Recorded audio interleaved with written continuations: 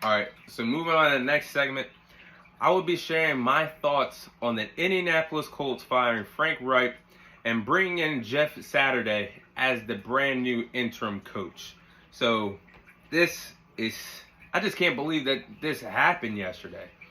I just think it's a mistake that the Indianapolis Colts fired Frank Reich in the middle of the season. We're heading into Week 10, and under the circumstances, I think Frank Reich did a good job coaching.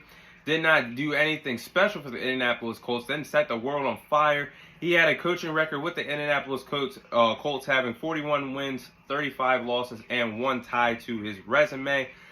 The Indianapolis Colts are currently 3-5-1. But is it all Frank Reich's fault why they find themselves as 3-5-1 and one of the most disappointing teams in the NFL today? They should be competing at the top of the AFC South with the Tennessee Titans. That's obviously not the case. But is it all Frank Reich's fault and you let him go? I mean, 3-5-1 is nothing to be proud about, but it's not. They could be worse. They could have 1 win, 2 wins. At least they got 3 wins. A tie is better than a loss. They could be 3-6 instead of 3-5-1. But let's get into it. Is it really Frank Reich's fault that the centerpiece of the offense, what the organization built their offense around this NFL offseason with Jonathan Taylor? They put all the trust into him, and that offensive line is one of the best offensive lines in football. They haven't looked like it this year. They haven't been doing their job blocking. So is it Frank Reich's fault that their plan of running the ball and the centerpiece of the offense, Jonathan Taylor, has been missing time, missed 3 games due to injury this year? Is it his fault that the offensive line that they put so much money into is looking like one of the worst offensive lines in football this year? No. Is it his fault that the Indianapolis Colts don't have a true number 1 wide receiver?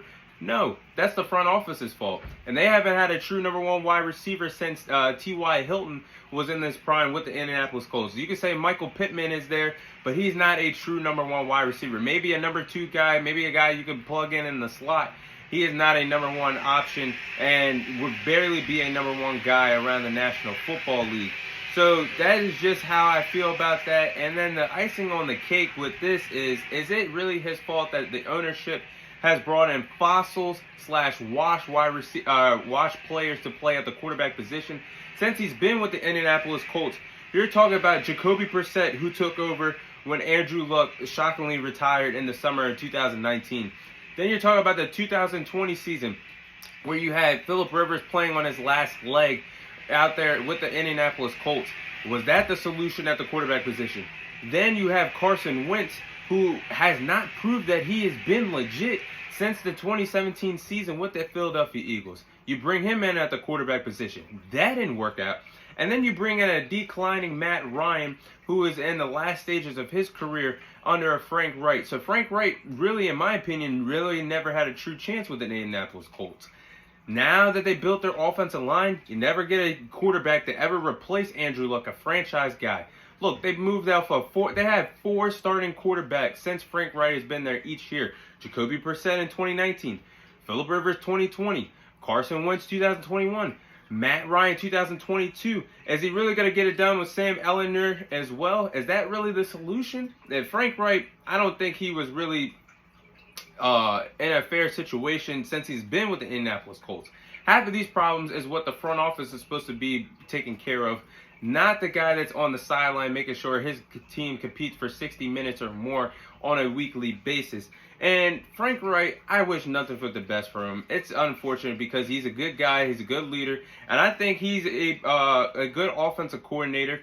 Obviously was not the offensive play caller with his time with the Philadelphia Eagles back in 2018 when they won the Super Bowl. The play calling was under Doug Peterson.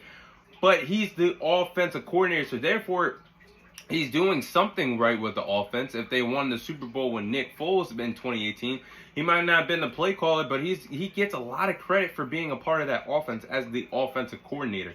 So even though he was not calling plays, I think he did a great job there and proved why he could be a head coach. Any team will be lucky to have him moving forward in the NFL offseason. I don't think he's going to be without a job for very long. I think he could be a great offensive coordinator somewhere else in the National Football League, or I could see him being a quarterback head coach for sure. The way how things are going, there's going to be a lot of head coaches that's going to lose their jobs by the end of the season, like they normally do after Week 18 or the final season in the National Football League. So he can find himself as a head coach next year, but I definitely think he's going to find a job sooner rather than later as an offense coordinator or a quarterback coach, and he could groom up a quarterback and bring the best out of them. That's how I feel about Frank Reich in this situation. Now let's move on to the biggest elephant in the room, the news that broke yesterday. Once they've moved off of Frank Reich, an hour later, they hired Jeff Saturday as their interim coach. Let me say that again. They hired Jeff Saturday as their interim head coach. So, do you really think that Jeff Saturday is the guy? Do they really think that Jeff Saturday is going to make a bigger difference than what Frank Reich was? This has to be the lowest move in Colts history, making moves-wise. Jim Irsay, and I just don't understand the move here. And it's good, and he said yesterday in the press conference last night that it's good that Jeff Saturday doesn't have any coaching experience at the NFL level or the collegiate level in college football. Jim Irsay, are you back on drugs? Are you back on the cocaine again? I say that just in a joking manner, but Jim Irsay, you're hiring a guy that has no NFL experience coaching, no collegiate level coaching. Hello, you just gave you're still 3-5-1. There's time to turn this around, but you're giving this to your golden boy that played for you for the organization for a long time at the center position. Jeff Saturday, he has no coaching experience, and he's not even a part of the coaching staff. And the locker room, how does the locker room respond to this? They thought somebody normally when a guy gets fired throughout the season, they bring in somebody on the coaching staff that elevate him to be the next interim coach until the season ends. They still got 8 games to play, and you bring him on as the leader of this team. And what offense are you running? What defensive scheme are you running? Well, how is this going to look? Because he's in charge, and he has 5 days to prepare for a game against the Las Vegas Raiders. And Jeff Saturday is a Hall of Famer. It was a great center for the Indianapolis Colts. The center for Peyton Manning throughout majority of his time of his career. Played, I believe he only played one other season elsewhere with the Green Bay Packers throughout his career. So long time Indianapolis Colt. But this guy was probably preparing to be on First Take today. He's normally on there on Tuesdays. He's on the show Get Up on ESPN. He was probably preparing as a TV analyst to go on television. Didn't have any idea that he was going to wake up Monday morning and this happened. The phone call must have happened quick for him to get named as the interim guy. I wish I could be a fly on the wall for that phone call to listen to how this transpired. But all seriousness, Jeff Saturday, what the Indianapolis Colts just did, that's like me inserting, I'm Jerry Jones, I just fired Mike McCarthy. Hey, let me call Michael Irving, a TV analyst. Let me see if he can go be our interim coach for the rest of the season. Doesn't have any NFL coaching experience, doesn't have any collegiate level experience coaching. That's like Michael Irving being the interim coach for the Dallas Cowboys.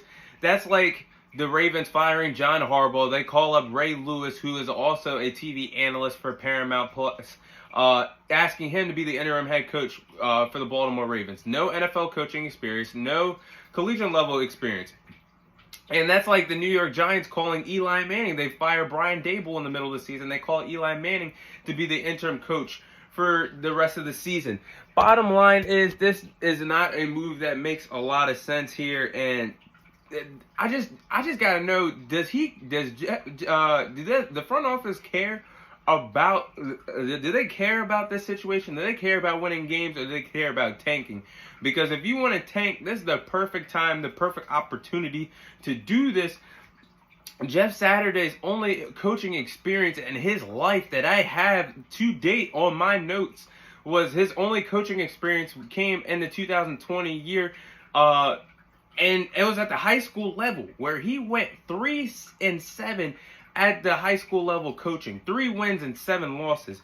And this is a guy that has no coaching experience, that is about to go in there and coach the Indianapolis Colts for the rest of the season. He's probably good, and he was probably preparing to not be in this situation because his first game is against Sunday against the Las Vegas Raiders. And he tweeted a few weeks ago, October 30th, I do believe, he tweeted that they did not look good a few weeks ago. And now the Raiders are just going to use that as motivation. They only have 2 wins of their resume. They're going to use it. They're going to treat this like this is the Super Bowl. They might put up 50 points on this Indianapolis Colts team coached by Jeff Saturday. What is Jeff Saturday going to do if they're down a touchdown? 10 points, 14 points, 17 points, 20 points. How is Jeff Saturday going to respond? How is he going to respond if his team has a lead? He's starting Sam Ehlinger over Matt Ryan. So this is going to be a mess. If you're a Colts fan watching and listening, you have my prayers, my thoughts, and my condolences. I am thinking about you every step of the way until your season ends because you're not making the playoffs. And Jeff Saturday truly has a chance to be the first interim head coach that I can think of that could be fired within the first week or so. He has no shot of turning this thing around. This is going to be bowling shoe ugly. There's no way that Jeff Saturday wins more than 4 games or more with this Indianapolis Colts team. Having 0 coaching experience, he's just learning the locker room. He's just figuring out the players. And it's just, he's a great TV analyst, and he knows the game of football. He's a Hall of Famer at the center position, but how could they just let this happen? How could you let a TV analyst with no experience that has not been on the football around an NFL team on the sidelines for years, you just let this happen? This is a bad time for Indianapolis Colts fan. But the good news is you will have a top 5 pick if Jeff Saturday is going to be there for the remainder of the season. That's just how I feel. They'll be lucky to at least win 4 games or more under Jeff Saturday, but this is a bad time to be an Indianapolis Colts fan. Bad decision to fire Frank Reich and a horrendous decision to bring in Jeff Saturday as the interim head coach.